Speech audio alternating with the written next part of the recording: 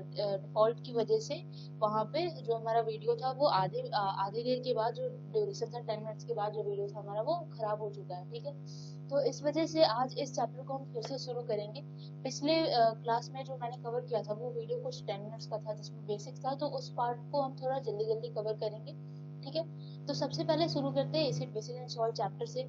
तो इस चैप्टर में हमें क्या क्या पढ़ना है, ठीक है, जो हमारा सिलेबस मेंशन्ड है वो क्या क्या पढ़ना है। तो यहाँ 7 पॉइंट में जो मैंने सिलेबस है वो यहाँ पे दिखाया है। ठीक है, तो हम देखेंगे क्या क्या पढ़ना है। सबसे पहले में their definitions in terms of formation H plus and OH minus, मतलब एसिड और बेस का जो डेफिनेशन है किस टर्म में, H प्लस और OH माइनस के टर्म में, वो हम देखेंगे। ठीक है, इस वीडियो में, और पिछले वाले वीडियो में भी हमने इसको एक बार देखा था।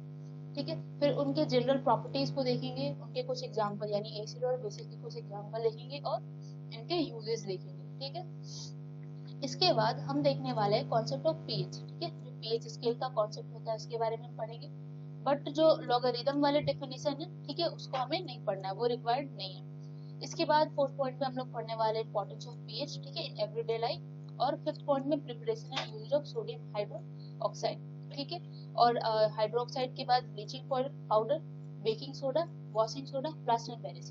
क्योंकि इसका ड्यूरेशन बहुत ज्यादा लंबा हो जाता है, इस वजह से मैंने इस 6 पॉइंट तक कवर किया है, और बाकी ये जो 3 है, बेकिंग सोडा, वॉशिंग सोडा और पीओपी यानी कि प्लास्टर ऑफ पेरिस, इनको बहुत अच्छे से पढ़ने की जरूरत है। तो इसके लिए हम कल की क्लास की जो वीडियो है वो देखेंगे, या फिर आने वाले टाइम में 1-2 दिन में जो वीडियो बनेगी उसमें आप इस ये जो टॉपिक है तीनों उसमें हम करेंगे। तो चलिए शुरू करते हैं।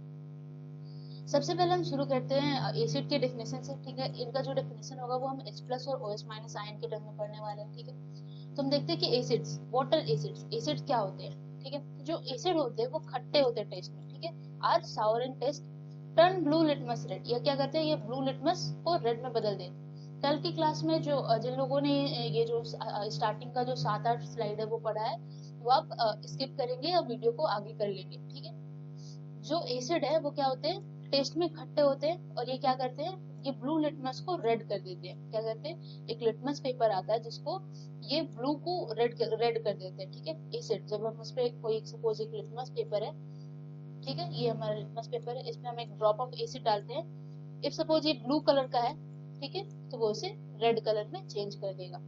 और जब हम एसिड को पानी में डिसॉल्व करते हैं तो वो वहां पे H प्लस आयन को डिसोसिएट करता है, यानी कि वो वहां पानी में डिसॉल्व होने के बाद अपने अंदर से हाइड्रोजन का जो प्लस आयन होता है वो रिलीज करता है। ठीक है, तो हमने क्या पढ़ा, व्हाट आर एसिड्स।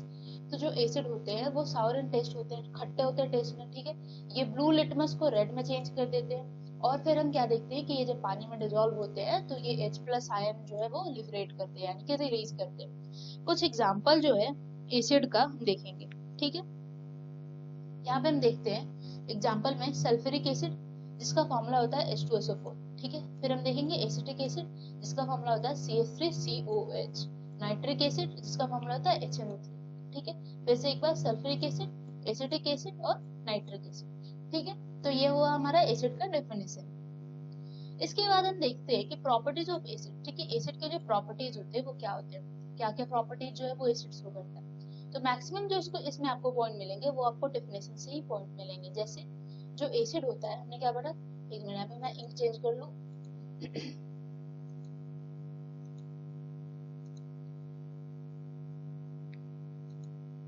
तो हमने क्या पढ़ा था कि जो एसिड होता है वो कैसे होते हैं, वो सावर इन टेस्ट होते हैं, खट्टे होते हैं टेस्ट करने में।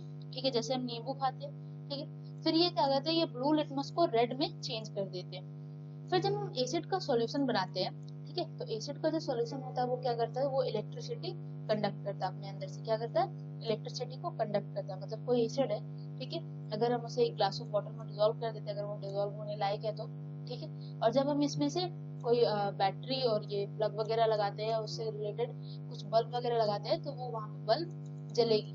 ठीक है, तो ये इलेक्ट्रिसिटी को कंडक्ट करता है। ये वैसे हमने पढ़ा कि इसका जब एक्वा सॉल्यूशन होता है, ठीक है, जब हम पानी में एसिड को डिसॉल्व करते हैं तो वो अपने अंदर से कौन सा आयन बाहर निकालता है, हाइड्रोजन का प्लस आयन। ठीक है, H प्लस आयन। तो ये था हमारा प्रॉपर्टीज ऑफ एसिड। इस पार्ट में मैं थोड़ा फास्ट हूँ क्योंकि ये पार्ट जो है वो ऑलरेडी कवर हो चुका है परसों की वीडियो। ठीक है, इस चैनल पे ऐसे बहुत सारे चैप्टर्स के बहुत सारे वीडियोस है, आप लोग चेक करेंगे। ठीक है, नेशनलिज्म इन यूरोप हो गया फिर आपको ये बायोलॉजी का चैप्टर हो गया जिसमें हेटेरोट्रॉपिक न्यूट्रिशन ये सब लाइफ प्रोसेस का चैप्टर हो गया, इंपॉर्टेंट डेट्स हो गया, ठीक है, लाइट चैप्टर हो गया, इलेक्ट्रिसिटी चैप्टर हो गया, केमिकल रिएक्शन चैप्टर हो गया। ये सारे चैप्टर्स भी हम लोगों द्वारा इस चैनल पे फ्यूचर बिल्डर चैनल पे कवर किया गया है, ठीक है, आप लोग देख सकते हैं। फिर हम देखते हैं टाइप्स ऑफ एसिड। एसिड का डेफिनेशन और प्रॉपर्टीज पढ़ने के बाद हम देखते हैं कि जो एसिड है, ठीक है, इसे हम दो टाइप में बांटते हैं on the basis of their occurrence. इनके अकरेंस के बेसिस पे इन्हें हम दो टाइप में बांटते हैं। कौन कौन से होते हैं?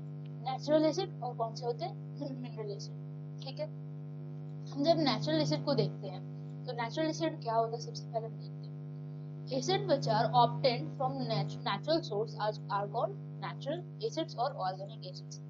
यानी कि ऐसे एसिड्स जो कि हमें नेचर से मिले, ठीक है, उसका सोर्स क्या हो? नेचर, प्रकृति उसका सोर्स हो, तो ऐसे एसिड्स को हम कहते हैं नेचुरल एसिड या फिर ऑर्गेनिक एसिड्स, ठीक है। इसके कुछ एग्जांपल है नेचुरल एसिड्स के, जैसे मेथनोइक एसिड हो गया, ठीक है, HCOH, एसिटिक एसिड हो गया C3COH, ऑक्जेलिक एसिड हो गया C2H2O4, ठीक है, कॉपी पेन लेके नोट करेंगे। इसमें हम देखते हैं कि जो मैक्सिमम जो नेचुरल एसिड होते हैं वो जो उनका नेचर होता है वो होता है वीक, ठीक है। ये किस नेचर के होते हैं? ये मैक्सिमम वीक नेचर के होते हैं, ठीक है। कौन से? Natural acids. फिर हम देखेंगे मिनरल एसिड क्या है, ठीक है। तो हम देखते हैं कि ऐसे एसिड्स, ठीक है, मिनरल एसिड के बारे में हम देख रहे हैं, ऐसे एसिड जो कि मिनरल्स द्वारा प्रोड्यूस किए जाए, ठीक है, जिनका मिनरल्स का मदद कर लेके हम उस एसिड को प्रिपेयर कर पाए, ऐसे एसिड्स को हम क्या कहते हैं? मिनरल एसिड्स कहते हैं।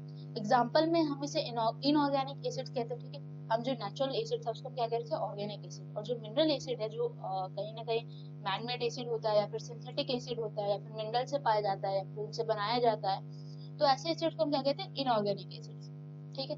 तो इन्हें हम कहते हैं मिनरल एसिड्स। इन्हें हम मैनमेड एसिड या फिर सिंथेटिक एसिड भी कह सकते हैं, ठीक है। फिर हम यहाँ पे देखते हैं इसके कुछ एग्जाम्पल, ठीक। तो एग्जाम्पल में क्या है? Hydrochloric acid HCl, sulphuric acid H2SO4, nitric acid HNO3, carbonic acid H2CO3। तो जनरली हम लोग जो नेचुरल एसिड था उसमें हमने क्या देखा था कि उसका जो नेचर होता है वो कैसा होता है? वीक।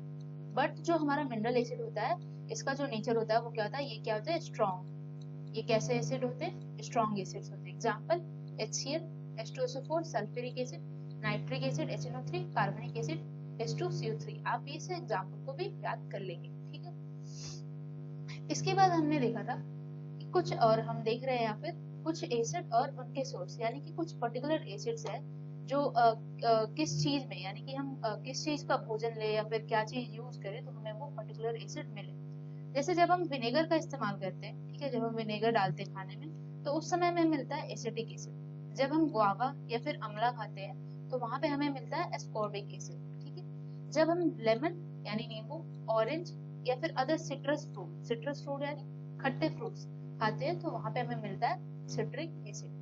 जब हम खट्टा दूध हो गया, दही हो गया, ये खाते हैं तो वहां पे हमें मिलता है लैक्टिक एसिड। जब ये जो चींटी होती है इनका जो डंक होता है या नटल स्टिंग, ठीक है, या जो बिडनी, ये जो होता है ना हट्टे बिडनी, ये सब का जो डंक होता है तो इसमें होता है मेथनोइक एसिड।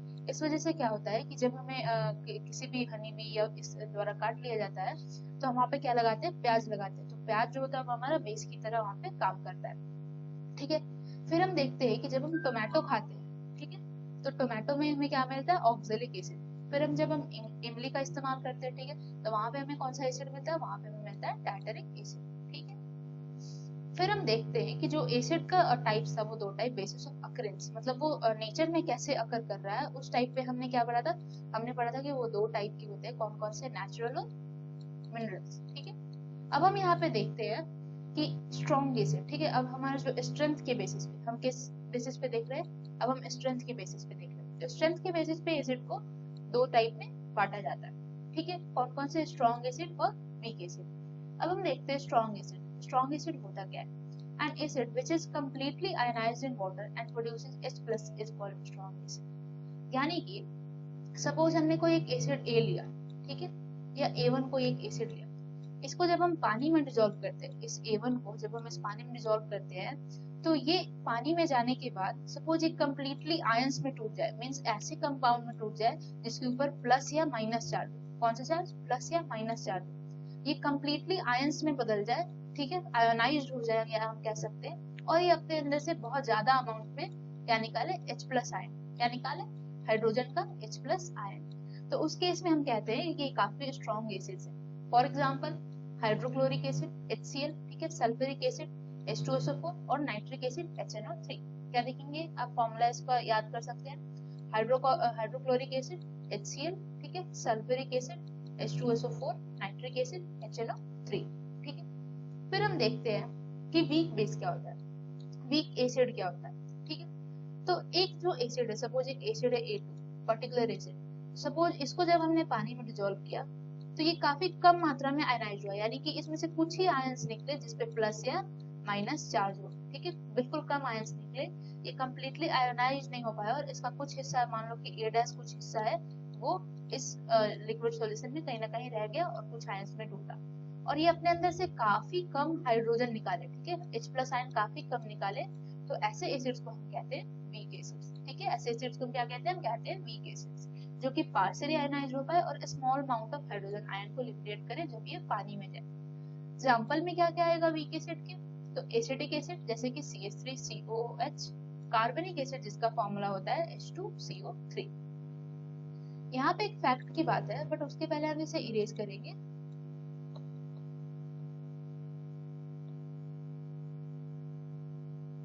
ठीक है, यहाँ पे हम देखते हैं, यहाँ पे है कि when a concentrated solution of acid is diluted by mixing water, ठीक है, मतलब ये क्या कह रहा है, ये कह रहा है कि सपोज हम कोई एक कंटेनर में, ठीक है, कुछ एसिड लेते हैं जो कि काफी कंसंट्रेटेड है, यानी कि उसमें एसिड का अमाउंट काफी ज्यादा है और पानी का अमाउंट काफी कम है, ठीक है। तो इसमें अब हम क्या करते हैं कि ऊपर से पानी मिलाते हैं, ठीक है, सपोज पानी मिलाए तो ये होगा, ठीक है। तो उस केस में क्या होता है कि इस एसिड का जो H+ आयन, ठीक है, या हाइड्रोनियम आयन का जो वॉल्यूम है, H+ आयन को ही हम हाइड्रोनियम आयन भी कहते हैं, H3O+, ठीक है। तो वो जो वॉल्यूम है वो घट जाता है, वो क्या होता है, डिक्रीज हो जाता है, ठीक है। क्या होता है, जब हम कोई एसिड लेते, कंसंट्रेटेड, कंसंट्रेटेड हमारा यहाँ तक था, ठीक है, इसमें हम पानी मिलाएं तो इस पूरे लिक्विड का वॉल्यूम है वो बढ़ गया, जिस कारण जो H+ या H3O+ का जो आयन है वो, उसका जो कंसंट्रेशन है वो घट गया। अब हम देखते हैं कि ये जो हमारा H+ आयन है इसको हम H3O+ आयन भी क्यों कहते हैं, ठीक है। तब हम ये देखेंगे,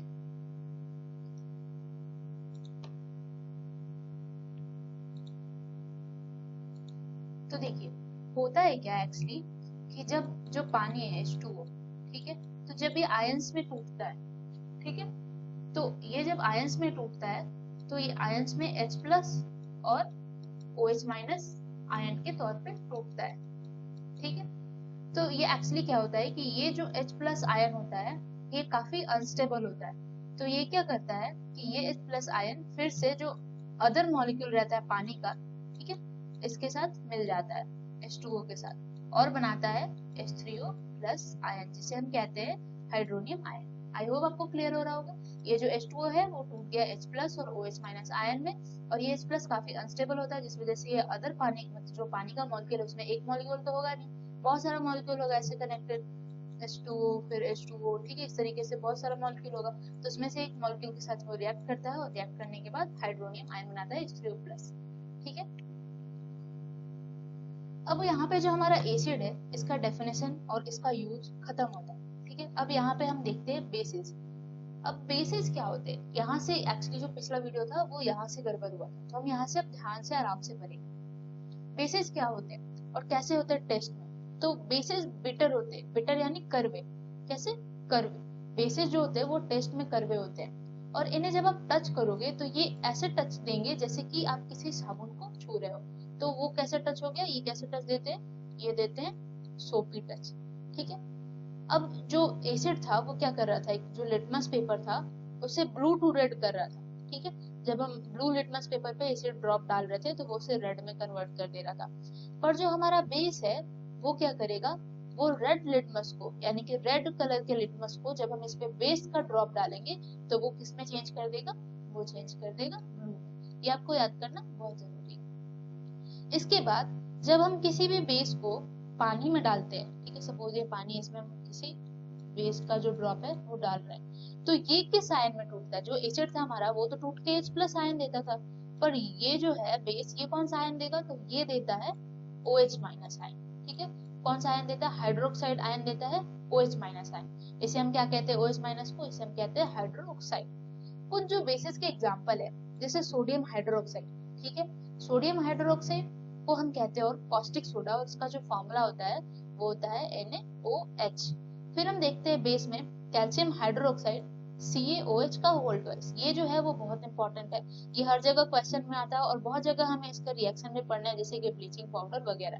ठीक है, तो इसमें आगे भी हमें इसको पढ़ना है, तो आप इसे अभी याद कर ले, कैल्शियम हाइड्रोक्साइड CaOH का होल ट्वाइस। ठीक है, फिर हम देखते हैं पोटेशियम हाइड्रोक्साइड भी एक बेस है, जिसे हम जानते हैं किस नाम से, कॉस्टिक पोटास के नाम से, KOH इसका जो है वो फॉर्मूला होता है। ठीक है, अब हम देखते हैं प्रॉपर्टीज ऑफ बेस, यानी कि जो एसिड था वो तो फॉलोइंग प्रॉपर्टीज दिखा रहा था, बेसिस कौन से प्रॉपर्टीज दिखाते हैं, तो इनके भी जो कुछ प्रॉपर्टीज है, ठीक है, वो है, ये भी इनके जो प्रॉपर्टीज है वो उनके डेफिनेशन से मैच करते हैं। जैसे यहाँ पे हम देखेंगे ये कैसे होते हैं, तो बिटर इन टेस्ट होते हैं। ठीक है, सोपी टू टच होते हैं, ये कैसे होते हैं, सोपी टू टच, यानी कि हम जब इन्हें छुएंगे तो ऐसा लगेगा कि हम किसी साबुन को छू रहे हैं। ये रेड लिटमस को ब्लू में चेंज कर देते हैं।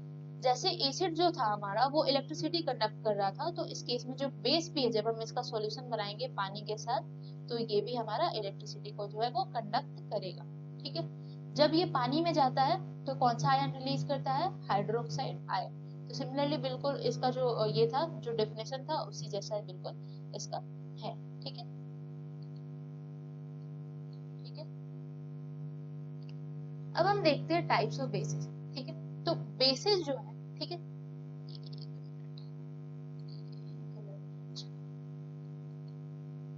जो हमारे बेसिस है इन्हें भी हम दो तरह से बांटते हैं। कौन कौन से, water soluble and water insoluble. ऐसा कि आप नाम में देख सकते हो, वाटर सॉल्युबल यानी कि जो ऐसे बेसिस जो वाटर में घुल जाए, और वाटर इनसॉल्युबल यानी ऐसे बेसिस जो वाटर में ना घुल जाए। तो देखिए क्या होता है, जो हाइड्रोक्साइड होता है एल्कली और अल्कलाइन अर्थ मेटल का। अब सबसे पहले जिन्होंने पीरियोडिक टेबल पढ़ा है इस चैनल से, ठीक है, तो उनका तो क्लियर होगा कि एल्कली और अल्कलाइन अर्थ मेटल क्या होता है, बट जिन्होंने नहीं पढ़ा उन्हें प्रॉब्लम होगा, तो उनके लिए मैं यहाँ पे बताना चाहूंगी कि देखिए, जो हमारा पीरियोडिक टेबल होता है वो ग्रुप से स्टार्ट होता है, और यहाँ पे हम बनाते हैं group first and group second. जो ग्रुप वन और ग्रुप सेकंड के जो एलिमेंट्स है उन्हें हम याद करते हैं ट्रिक्स। कौन से ट्रिक्स, तो देखिए, जो ग्रुप फर्स्ट के एलिमेंट्स है उसे हम लिखते हैं ह, ली, ना, की, रब, से। ठीक है, पर याद नीचे रहता है। और जो सेकंड ग्रुप है इसे हम लिखते हैं बेटा, मांगे, कार, स्कूटर, बाप, राजी। ठीक है, तो अब ये क्या है, तो जो पहला ग्रुप था हमारा ये है hydrogen, lithium, sodium, potassium, rubidium and cerium. और जो सेकंड ग्रुप है हमारा वो है beryllium, magnesium, calcium, strontium, barium and radium. अब इसकी क्या जरूरत है, तो देखिए, ये जो पहला ग्रुप है, ठीक है, इसे हम जानते हैं एल्कली मेटल्स के नाम से। ये कौन से मेटल्स है, ये है एल्कली मेटल्स। और जो सेकंड ग्रुप है इसे हम जानते हैं अल्कलाइन अर्थ मेटल के नाम से। ठीक है, कौन से, अल्कलाइन अर्थ मेटल। ठीक है,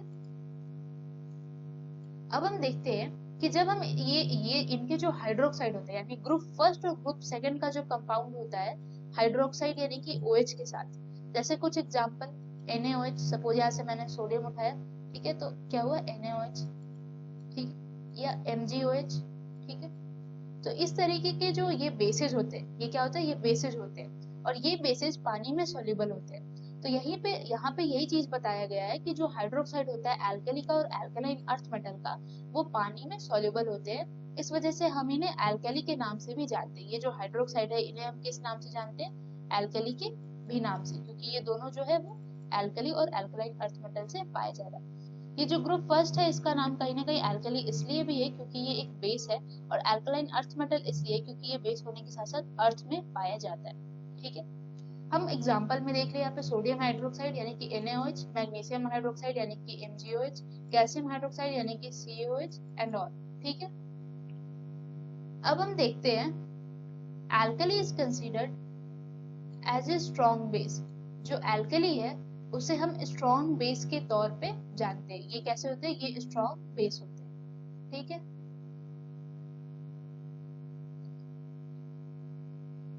अब हम देखते हैं इनसॉल्युबल बेसिस को, ठीक है। अब हम यहाँ पे देखते हैं इनसॉल्युबल बेसिस। ये ऐसे बेसिस होते हैं, हम नाम से यहाँ पे देख सकते हैं कि ये ऐसे बेसिस होते हैं जो कि पानी में डिसॉल्व नहीं कर सकते। इनके पास ये प्रॉपर्टी होता ही नहीं कि ये पानी में डिसॉल्व कर पाए।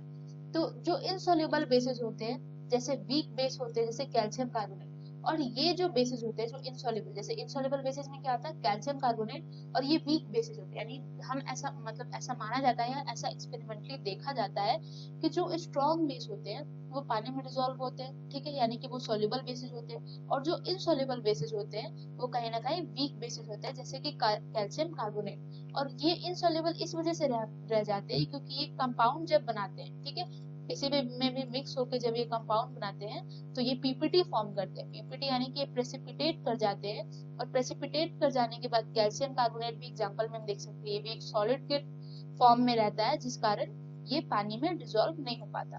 तो जो इनसॉल्युबल बेसिस होते हैं वो कहीं ना कहीं प्रेसिपिटाइजेशन रिएक्शन की वजह से क्या होता है कि जो पानी में नहीं घुल पाता है, ठीक है। तो यहाँ पे हमने देखा टू टाइप्स ऑफ बेस, उसकी डेफिनेशंस एंड ऑल। अब हम देखते हैं strength of acid and base. जो एसिड और बेस है, जैसे हमने strong acid, weak acid, strong base, ठीक है, जैसे जो हमारा स्ट्रॉन्ग एसिड और वीक एसिड था, उसी तरीके से हम स्ट्रॉन्ग बेस और वीक बेस भी पता कर सकते हैं। क्या होता है आप ध्यान से सुनेंगे। अगर हम किसी बेस को पानी में डिसॉल्व करें तो वो कम्प्लीटली OH माइनस आयन जो है वो प्रोड्यूस करे, ठीक है। तो उस केस में, और वो कम्प्लीटली आयनाइज हो जाए, तो उस केस में वो क्या हो जाता है, वो हो जाता है स्ट्रॉन्ग बेस। और अगर हम किसी बेस को पानी में डिसॉल्व करें तो वो अपने अंदर से बहुत कम मात्रा में OH माइनस आयन यानी कि हाइड्रोक्साइड आयन निकाले, तो वो हो जाता है हमारा क्या, वीक बेस, ठीक है। अब हम देखते हैं कि ऐसे एसिड जो कि कंप्लीट डिसोसिएट कर जाए और ज्यादा से ज्यादा हाइड्रोजन आयन दे, इन्हें हम क्या कहते हैं, स्ट्रॉन्ग एसिड्स। हमने इसको पढ़ चुका है। और ऐसे बेसिस जो कि कंप्लीटली डिसोसिएशन होने के बाद पानी में क्या दे, OH माइनस आयन दे बहुत सारे, ठीक है, तो वहां पे हम उनसे क्या कहते हैं, स्ट्रॉन्ग बेस। तो ये था हमारा strength of acid and base. अब हम देखेंगे आगे पीएच, ठीक है। तो यहाँ पे जो हमारा टॉपिक था, जो एसिड बेस, उनके डेफिनेशंस, उनका एग्जांपल, उनका यूज, ये यहाँ पे खत्म होता है। अब हम शुरू करते हैं पावर ऑफ हाइड्रोजन से, ठीक है। आखिर जो ये पावर ऑफ हाइड्रोजन है ये होता क्या, ठीक है, पीएच होता क्या। तो ये जो पीएच है इसका मतलब होता है पावर ऑफ हाइड्रोजन, यानी कि इसमें हम पक्का, या इसी के नाम से जो है वो दिख रहा है कि कहीं ना कहीं हम इसमें हाइड्रोजन का पावर देखेंगे, ठीक है। तो हम देखते हैं कि एक पीएच जो होता है वो क्या होता है, वो ये मापता है कि कोई भी जो सॉल्यूशन है वो कितना ज्यादा एसिडिक है और कितना ज्यादा बेसिक है। यानी कि सपोज मैंने आपको एक एसिड दिया A1, ठीक है, एक एसिड दिया A2। मैंने अब बोला आपको कि आप इन दोनों में कंपेयर करो कि कौन सा एसिड जो है वो एक दूसरे से ज्यादा स्ट्रॉन्ग है, ज्यादा H+ आयन निकालेगा। तो आपके पास अभी कोई मेथड नहीं है, बट आप जब पीएच का जो नॉलेज है वो ले लोगे तो आप आसानी से बता पाओगे कि जो A1 है या A2 है वो कौन सा ज्यादा एसिडिक है, ठीक है। अगर इसका कुछ वैल्यू है 2, इसका कुछ वैल्यू है 3, तो इसमें से कौन सा ज्यादा एसिडिक है, ठीक है। आपको यहाँ पे लग रहा होगा कि ये जो A2 है ये इससे ज्यादा बेसिक है, एसिडिक है, जबकि ऐसा नहीं है। एसिड के केस में क्या होता है कि जितनी कम वैल्यू हो उतना ज्यादा वो एसिडिक होता है। तो इस केस में जो A1 होगा वो A2 से ज्यादा एसिडिक होगा। बट बेस के केस में इसका उल्टा होता है। अगर ये एसिड ना होके ये बेस B1 और B2 होता तो इस केस में क्या होता कि जो B2 होता वो B1 से ज्यादा बेसिक होता। यानी सपोज इसका वैल्यू है पीएच का 3 नहीं हो सकता, इसका वैल्यू सपोज है 11 और इसका है 10। अभी मैं बताऊंगी आपको 3 क्यों नहीं हो सकता। तो जो ज्यादा बेसिक होगा वो कौन सा होगा, यहाँ पे B2 होगा। एसिड के केस में जस्ट इसका उल्टा होता है, जिसका सबसे ज्यादा कम वैल्यू वो सबसे ज्यादा एसिडिक। अब ध्यान से याद रखेंगे। तो ये जो पीएच है, ठीक है, ये पीएच इसीलिए यूज होता है कि कितना ज्यादा कोई चीज एसिडिक है और कितना ज्यादा बेसिक है, ठीक है, यानी इसके स्ट्रेंथ को नापने के लिए। जो H है वो कैपिटलाइज्ड इस वजह से है क्योंकि ये हाइड्रोजन एलिमेंट का सिंबल है, ठीक।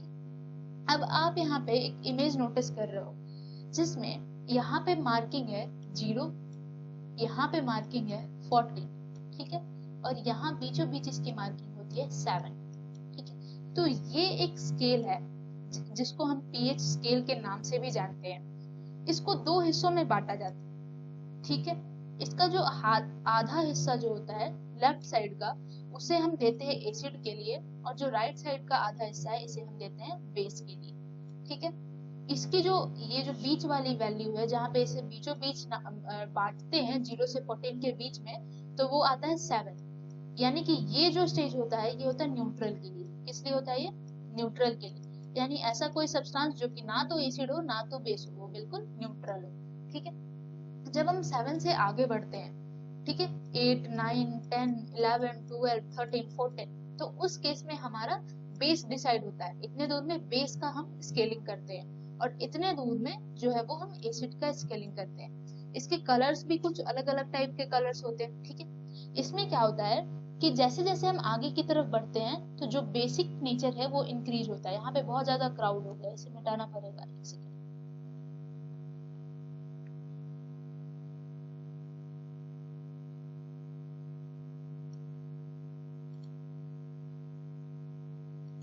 ठीक है, हम यहाँ पे देखते हैं कि जैसे जैसे हम इस पॉइंट से, ये जो हमारा 7 है, इस पॉइंट से हम जैसे लेफ्ट टू राइट जाते हैं, ठीक है,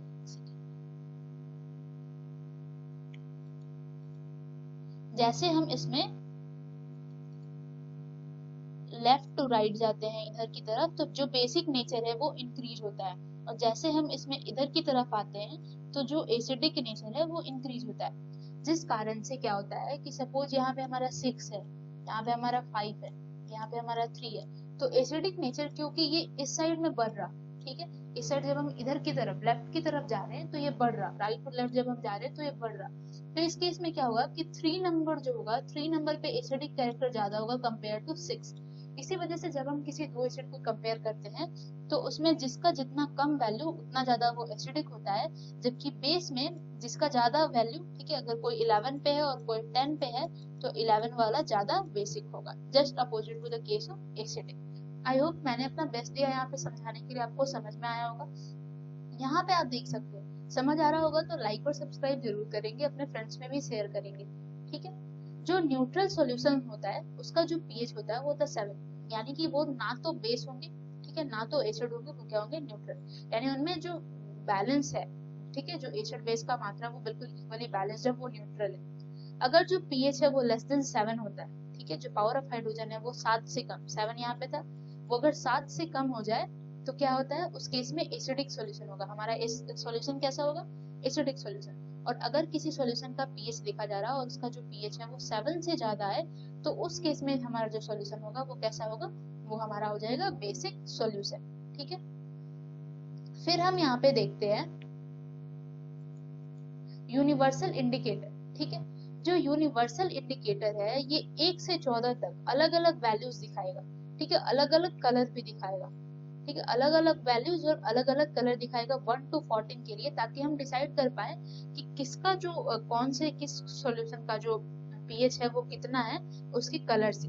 ठीक है, जैसा कि हम यहाँ पे देख सकते हैं कि ये जो है वो हमारा यूनिवर्सल इंडिकेटर है। ठीक है, यूनिवर्सल इंडिकेटर में ये जो बिल्कुल 7 है, जो ये ग्रीन है, ठीक है, तो इसको अलग अलग हिस्सों में कलर दिया जाता है ताकि हम आसानी से जान पाए कि कौन सा जो सॉल्यूशन है वो न्यूट्रल है, कौन सा जो सॉल्यूशन है वो एसिडिक है, और कौन सा सॉल्यूशन है जो हमारा बेसिक है।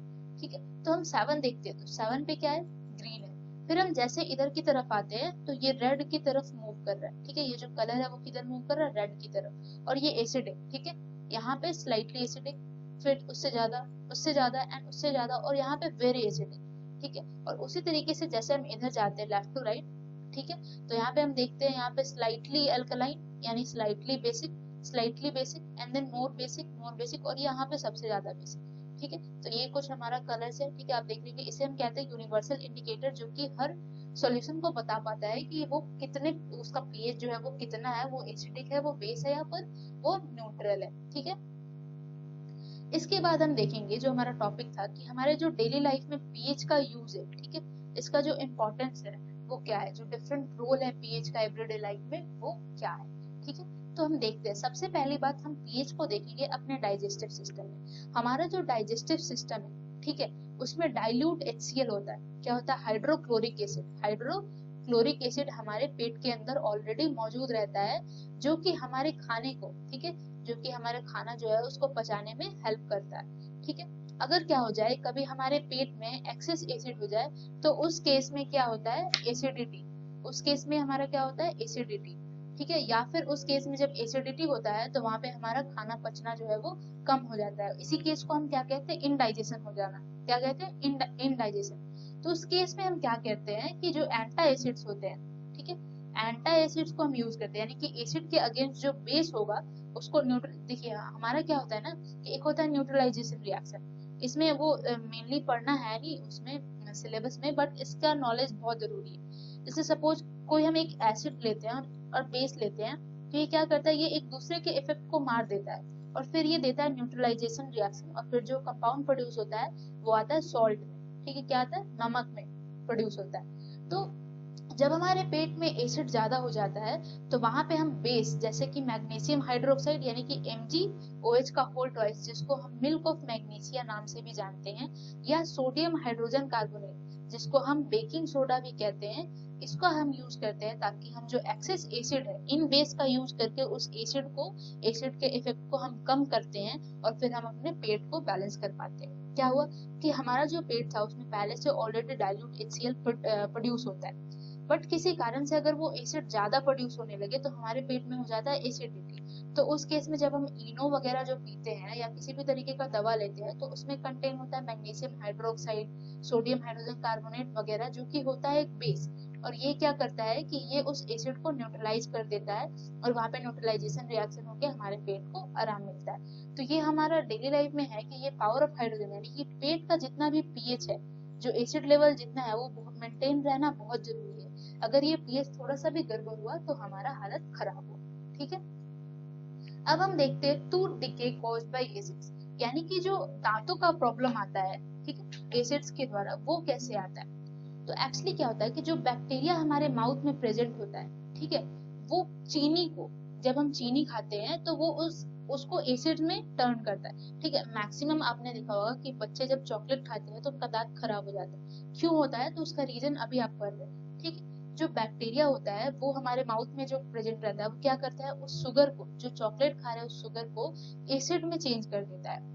और जो पीएच ऑफ माउथ है, ठीक है, यानी जो हमारा माउथ है, जो माउथ का पीएच होना चाहिए वो क्या होना चाहिए, 5.5। क्या होना चाहिए, 5.5। तो इस केस में जब ये जो शुगर है या फिर जो चॉकलेट है वो जब एसिड में चेंज होगा तो ये इसके वैल्यू को घटाएगा। अभी हमने पढ़ा है कि जब एसिडिक कैरेक्टर बढ़ता है, जब एसिडिक नेचर बढ़ता है तो जो पीएच का वैल्यू है वो कम होता है। तो 5.5 से जैसे कम होता है तो जो हमारा दांत है वो सड़ना शुरू हो जाता है, डिके करना शुरू हो जाता है, ठीक है। फिर क्या होता है, फिर जब दांत की सफाई होती है तो उसमें से एक्सेस एसिड जो बन चुका होता है दांत में, उसको हटाया जाता है with good quality of toothpaste, यानी टूथपेस्ट की मदद से, जो कि अल्कलाइन होने चाहिए, अल्कलाइन यानी बेस, ठीक है। तो जब एसिड ज्यादा बढ़ जाता है तो हम उसको न्यूट्रलाइज करने के लिए किसका इस्तेमाल करते हैं, बेस का। ऐसा एग्जाम्पल हमने पेट में भी देखा। और दांतों में भी ये होता है कि जब एसिड ज्यादा हो जाए तो हम अल्कलाइन वाले टूथपेस्ट का यूज करके, सेस्टोडाइन वगैरह इन सब का यूज करके क्या करते हैं, उस जो एसिड को है वो कंट्रोल करते हैं और हमारे दांतों को सड़ने से बचाते हैं, ठीक है। अब हम देखते हैं soil of pH and plant growth, यानी कि जो मिट्टी की पीएच है वो मेंटेन रहने कितनी जरूरी है। अगर वो खराब हो जाए तो फिर हमारा जो प्लांट है वो ग्रो नहीं कर पाएगा, ठीक है। फिर हम देखते हैं जो मैक्सिमम प्लांट है उनका एक हेल्दी ग्रोथ होता है, ठीक है। कब ग्रोथ होता है, जब उस सॉइल का पीएच क्लोज टू 7 हो, यानी कि लगभग कैसा हो, न्यूट्रल हो, लगभग कैसा हो, न्यूट्रल हो, तभी जाके वहां पे एक अच्छा ग्रोथ होता है, ठीक है। ये ना ही बेसिक वो सॉइल होना चाहिए, ना ही वो एसिडिक सॉइल होना चाहिए, ठीक है। फिर हम देखते हैं यहाँ पे हमारा जो हमें पढ़ना है, अब जो पीएच का इंपॉर्टेंस है वो खत्म होता है। अब हमें कुछ कंपाउंड पढ़ना है, इनके यूजेस पढ़ने हैं, ठीक है। तो इस पर्टिकुलर टॉपिक में, क्योंकि वीडियो ऑलरेडी बहुत लंबा हो चुका है, तो इस पर्टिकुलर टॉपिक में हम लोगों ने दो पढ़ने हैं, ठीक है। एक सोडियम हाइड्रोक्साइड हो गया और एक ब्लीचिंग पाउडर का जो कॉन्सेप्ट है वो हम पढ़ेंगे। फिर जो हमारा जो बच रहा है 3, वो हम इसके अगली वीडियो में 10 to 15 मिनट्स की वीडियो में उसको ब्रीफली कवर करेंगे, क्योंकि वो इम्पोर्टेंट भी बहुत ज्यादा है और थोड़ा टाइम टेकिंग भी है। तो उसको हम कल की क्लास में देखेंगे। अभी की क्लास में हम देखने वाले हैं NaOH को, ठीक है, सोडियम हाइड्रोक्साइड का बनना और ब्लीचिंग पाउडर का और इसका यूज। तो चलिए एक एक करके देखते हैं, ठीक है। तो शुरू करते हैं सोडियम हाइड्रोक्साइड यानी कि NaOH से। जो सोडियम हाइड्रोक्साइड है ये एक स्ट्रॉन्ग बेस है। अभी हमने देखा था कि जो ग्रुप फर्स्ट था उसको एल्कली मेटल, और इनके जो हाइड्रोक्साइड है वो काफी स्ट्रॉन्ग होते हैं, ठीक है, सॉल्यूबल भी होते हैं पानी में, अभी हमने पढ़ा। इसे हम कॉस्टिक सोडा के नाम से भी जानते हैं। NaOH को किस नाम से जानते हैं? कॉस्टिक सोडा के नाम से। ये कब ऑब्टेन होता है, इसे हम कब पाते हैं? जब हम सोडियम क्लोराइड यानी कि NaCl के ब्राइन, ब्राइन यानी कि इसका पानी में सॉल्यूशन को हम क्या कहते हैं? ब्राइन। जब इस ब्राइन को हम लोग इलेक्ट्रोलाइटिक डिकम्पोजिशन यानी कि इलेक्ट्रिसिटी के मदद से जब हम इसे तोड़ते हैं, ठीक है, जब हम इसे तोड़ते हैं तो उस केस में हमें मिलता है सोडियम हाइड्रोक्साइड। हम यहाँ पे पहले इसका रिएक्शन देख लेते हैं। अब देख सकते हैं कि यहाँ पे हमने क्या लिया? सोडियम क्लोराइड और वाटर। इस जब हम सोडियम क्लोराइड का सॉल्यूशन लेते हैं तो इसे एक साथ मिला के हम क्या कहते हैं? हम कहते हैं ब्राइन। ठीक है, इस ब्राइन को जब इलेक्ट्रोलाइसिस कराते हैं हम, जब इसमें से इलेक्ट्रिसिटी पास कराते हैं तो यहाँ पे हमें बनता है सोडियम हाइड्रोक्साइड यानी कि NaOH, और साथ में मिलता है क्लोरीन और साथ में मिलता है हाइड्रोजन। ठीक है, यहाँ पे आप देख सकते हैं ये जो NaCl है ये टूटता है Na+Cl- में पानी के प्रेजेंस में, और ये जो H2O है ये टूटेगा H+ और OH- में। फिर क्या होता है? ये जो Na+ होता है ये OH- के साथ अटैच कर जाता है और बनाता है हमारा NaOH। इस तरीके से आपको इस रिएक्शन को याद करना है, ये बहुत इंपॉर्टेंट है। 5 मार्क्स के क्वेश्चन में इसके रिएक्शंस, इसके यूजेज, ये कैसे बनता है, ये पूछे जा सकते हैं। अब हम देखते हैं कि ये जो इलेक्ट्रोलाइटिक डिकम्पोजिशन होता है इस ब्राइन का, NaCl का जो सॉल्यूशन है इसे हम ब्राइन कह रहे हैं। ठीक है, तो इसका जो हमारा डिकम्पोजिशन हो रहा है तो ये डिकम्पोज होकर बना रहा है कि सोडियम हाइड्रोक्साइड।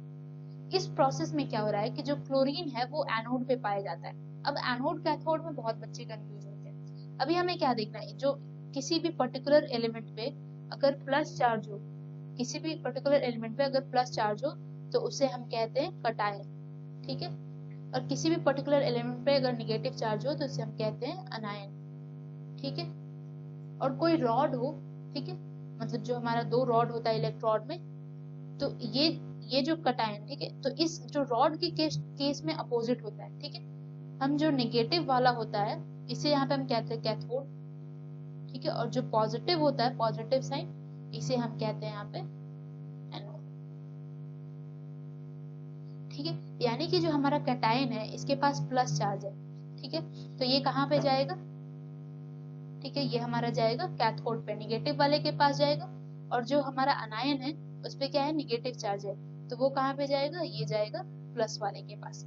ठीक है, तो इस केस में क्या हो रहा है कि ये जो क्लोरीन है ये एनोड पे जा रहा है, यानी कि क्लोरीन Cl- होता है, और इसे हम बोलेंगे अनायन, और जो हमारा एनोड होगा वो इसके अपोजिट, जो रॉड होता है वो उसके अपोजिट चार्ज, तो ये किसके पास जाएगा? ये जाएगा आपको एनोड के पास। और जो हमारा हाइड्रोजन गैस निकलता है, जो H2 गैस निकलता है, वो कहाँ पे जाता है? कैथोड के पास। ठीक है, तो आई होप अभी आप कंफ्यूज नहीं होगे। इसका प्रोडक्ट, ये जो पॉइंट है वो याद करना बहुत जरूरी है, एग्जाम में बहुत बार बोर्ड के एग्जाम में ये पूछा गया है। और इस प्रोसेस को हम लोग क्लोर अल्कैली प्रोसेस भी कहते हैं। क्या कहते हैं हम? क्लोर अल्कैली प्रोसेस। ठीक है, अब हम देखेंगे इस NaOH, ठीक है, जो NaOH बना, सोडियम हाइड्रोक्साइड जो बना, कॉस्टिक सोडा, इसका क्या क्या इस्तेमाल किया जा सकता है। ठीक है, तो हम पढ़ेंगे इसके uses. Use of products after electrolysis of Bryan. ठीक है, हाइड्रोजन गैस, जो इसमें से हाइड्रोजन गैस निकल रहा है, प्रोडक्ट में क्या क्या निकल रहा है? NaOH, क्लोरीन और हाइड्रोजन। तो जो हाइड्रोजन गैस निकला इसे हम ईंधन के तौर पे भी इस्तेमाल कर सकते हैं, मैर्गरीन के तौर पे इस्तेमाल कर सकते हैं, या फिर अमोनिया को बनाने, NH3 को बनाने। ठीक है, आप देख सकते हैं इसमें हाइड्रोजन का कंपाउंड है, जो कि हम मैक्सिमम फर्टिलाइजर, खाद के रूप में किसानों द्वारा यूज किया जाता है, तो इसे हम यूज कर सकते हैं वहां पे। क्लोरीन गैस जो हमारा निकलता है उसे हम वाटर ट्रीटमेंट यानी कि पानी को साफ करने में, PVC बनाने में, ठीक है, जो हमारा वायर वगैरह लगता है उसका जो अपर कवर होता है प्लास्टिक का, ठीक है, पॉलीविनाइल क्लोराइड, इसको बनाने में हम यूज करते हैं। आपको नाम याद करना जरूरी नहीं है। डिसइंफेक्टेंट्स यानी कि जो कीड़े मकोड़े मारने वाले दवा बनते हैं खेतों में जो छिड़के जाते हैं, इसे हम इस क्लोरीन को बनाने में यूज करते हैं, डिसइंफेक्टेंट।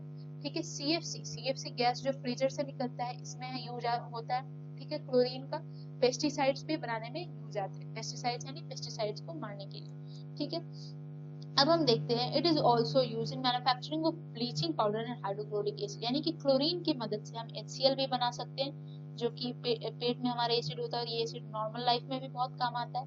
और इसके साथ साथ हम इसे ब्लीचिंग पाउडर के, ब्लीच के पाउडर यानी कि ब्लीच वगैरह कराने लोग पाउडर जाते हैं, ठीक है, ब्लीच यानी साफ करना होता है। ठीक है, तो ब्लीचिंग पाउडर के तौर पे भी हम इसे यूज कर सकते हैं। जो NaOH बन रहा है यहाँ पे, जो प्रोडक्ट में NaOH निकल रहा है, ठीक है, जिसके बारे में हम लोग पढ़ रहे थे, सोडियम हाइड्रोक्साइड। तो इसका क्या इस्तेमाल हो सकता है, तो इसे हम डिग्रेजिंग ऑफ मेटल्स के तौर पे यूज कर सकते हैं, ठीक है, मेटल्स को डिग्रेज करने में, पेपर बनाने के, ठीक है, साबुन बनाने के, सर्फ डिटर्जेंट बनाने के, आर्टिफिशियल फाइबर्स बनाने के और ब्लीच के तौर पे भी यूज कर सकते हैं, ठीक है, क्रिस्टल क्लियर है। इसके बाद जो हमारा लास्ट टॉपिक है आज के वीडियो का वो है ब्लीचिंग पाउडर। हम देखेंगे कि ब्लीचिंग पाउडर जो है उसका फॉर्मूला क्या होता है, ये कैसे बनता है, ठीक है। अब हम देखते हैं यहाँ पे, हम देखते हैं ब्लीचिंग पाउडर, ठीक है। जो ब्लीचिंग पाउडर है इसका जो फॉर्मूला होता है वो होता है CaOCl2। क्या होता है, CaOCl2। ये जो ब्लीचिंग पाउडर है इसको हम क्लोराइड ऑफ लाइम के नाम से भी जानते हैं। क्या जानते हैं, क्लोराइड ऑफ लाइम के नाम से। ये जो होता है वो कैसा होता है, ये सॉलिड होता है और येलोइश व्हाइट इन कलर। इसका कलर कैसा होता है, येलोइश व्हाइट, ठीक। ये जो ब्लीचिंग पाउडर है इसे हम आसानी से पहचान सकते हैं इसके स्ट्रॉन्ग स्मेल ऑफ क्लोरीन की वजह से, यानी कि इसमें जो क्लोरीन प्रेजेंट है इसका इतना तगड़ा स्मेल होता है कि इसे आप आसानी से पहचान सकते हैं, ठीक है। अब हम देखेंगे कि ये कैसे बनता है। तो देखिए यहाँ पे हमने लिया CaOH का होल ट्वाइस। अब ये जो CaOH का होल ट्वाइस है इसे हम कहते हैं स्लेक्ट लाइम, ठीक है। क्या कहते हैं, स्लेक्ट लाइम। इसका रिएक्शन हम करा रहे क्लोरीन के साथ। इस स्लेक्ट लाइम को हम रिएक्ट करा रहे किसके साथ, क्लोरीन के साथ। तो यहाँ पे ये हमें दे रहा है CaOCl2 यानी कि ब्लीचिंग पाउडर और साथ में दे रहा है H2 वाटर। ये रिएक्शन भी याद करना बहुत इंपॉर्टेंट है। आपको जितने भी प्रोडक्ट पढ़ने हैं आप सबके रिएक्शंस याद कर लोगे, आप सबके यूजेज याद कर लोगे, बिकॉज इन पांचों में से एक या दो क्वेश्चन तो बनने वाला है, ठीक है। अब देखिए ये जो कैल्शियम हाइड्रोक्साइड है, ठीक है, क्या बोल रहा है कि जब हम कैल्शियम हाइड्रोक्साइड यानी कि स्लेक्ट लाइम को रिएक्ट कराते हैं क्लोरीन के साथ तो ये हमें देता है कैल्शियम ऑक्सीक्लोराइड, ठीक है। CaOCl2 को क्या बोल रहा है, कैल्शियम ऑक्सीक्लोराइड, जिसे हम ब्लीचिंग पाउडर के नाम से भी जानते हैं और साथ में पानी भी बनता है जो कि है हमारा ये रिएक्शन, ठीक है। अब क्या है, ये जो aqueous solution of bleaching powder, ठीक है, जो एक्वस सॉल्यूशन है ब्लीचिंग पाउडर का, यानी कि ये जो CaOCl2 है इसको जब हम पानी के साथ मिलाते हैं, ठीक है, इसको किसी चीज में पानी के साथ मिलाते हैं तो क्या होता है, इसका जो नेचर कैसा होता है, ये होता है बेसिक। कैसा नेचर होता है, ये कैसा दिखाता है नेचर, ये दिखाता है बेसिक नेचर, ठीक है। अब हम देखेंगे ये जो टर्म है ब्लीच, ये ब्लीच होता क्या है, तो ये ब्लीच मतलब होता है रिमूवल ऑफ कलर, यानी किसी भी कलर को निकालना क्या होता है, bleach. Bleaching powder is often used as bleaching agent, यानी ब्लीचिंग पाउडर जो होता है उसे हम ब्लीचिंग एजेंट के तौर पे भी यूज कर सकते हैं और ये मैक्सिमम केस में जो हमारा गंदगी है इसको भी निकाल फेंकता है, ब्लीच करता है, ठीक है। पानी को ब्लीच करते हैं, ठीक है, चेहरे को ब्लीच करते हैं, उस सब में क्या होता है, यूज होता है किसी मात्रा में क्लोरीन, ठीक है। और ये जो CaOCl2 है ब्लीचिंग पाउडर वो हमारा it works because of oxidation, यानी कि ये किस प्रिंसिपल पे काम करता है, ये ऑक्सीडेशन के प्रिंसिपल पे काम करता है, यानी ऑक्सीजन के साथ ये रिएक्ट करता है, CaOCl2 बनाता है। ऑक्सीडेशन यानी ऑक्सीजन के साथ रिएक्ट करना, ऑक्सीजन मिलाना अपने में, ठीक है। तो chlorine in the bleaching powder responsible for the bleaching effect. तो ये जो CaOCl2 इसमें जो क्लोरीन है यही मैक्सिमम काम करता है, जिसकी वजह से इसका नाम क्या पड़ गया, ब्लीचिंग पाउडर। ये ब्लीचिंग का काम करता है, कलर को साफ करने में। ये जो CaOCl2 है, ठीक है, इसमें जो क्लोरीन है ये कलर को साफ और डस्ट को साफ करने यानी कि ब्लीच करने के काम आता है, जिसकी वजह से इसके ब्लीचिंग इफेक्ट की वजह से इस पाउडर का नाम CaOCl2 का नाम पूरा का पूरा नाम क्या पड़ गया, ब्लीचिंग पाउडर पड़ गया, ठीक है। अब हम देखेंगे ब्लीचिंग पाउडर का यूज, ठीक। तो जो ब्लीचिंग पाउडर है इसे हम डिसइंफेक्टेंट के तौर पे यूज कर सकते हैं वाटर को साफ करने में, ठीक है। वाटर को साफ करने में हम इसका यूज कर सकते हैं। मॉस रिमूवर, वीड किलर, यानी जो छोटे छोटे कीड़े फतिंगे होते हैं अनाज को नष्ट करते हैं उन्हें हम ब्लीचिंग पाउडर की मदद से मार सकते हैं। ब्लीचिंग पाउडर जो है वो कॉटन के ब्लीचिंग में भी काम आता है। जब टेक्सटाइल इंडस्ट्री में कपड़े बनते हैं तो कॉटन की जब सफाइया होती है तो वहां पे जो ब्लीचिंग पाउडर है उसका इस्तेमाल किया जाता है। साथ ही में जब पेपर का इंडस्ट्री में पेपर बनता है तो वहां पे वुड पल्प यानी कि जो लकड़ी यूज होता है उसको भी ब्लीच करने में ब्लीचिंग पाउडर का काम आता है, ठीक है। जो ब्लीचिंग पाउडर है इसे हम ऑक्सीडाइजिंग एजेंट के तौर पे भी यूज कर सकते हैं क्योंकि इसके पास क्या है, ऑक्सीजन, CaOCl2, ठीक है। बहुत सारे इंडस्ट्री में जैसे कि कपड़े के इंडस्ट्री में, पेपर के इंडस्ट्री में इत्यादि, ठीक है। तो इसी के साथ हमारा चैप्टर खत्म होता है। अगर वीडियो पसंद आया होगा तो लाइक और सब्सक्राइब जरूर करेंगे और अपने दोस्तों के साथ शेयर भी करेंगे। Thank you.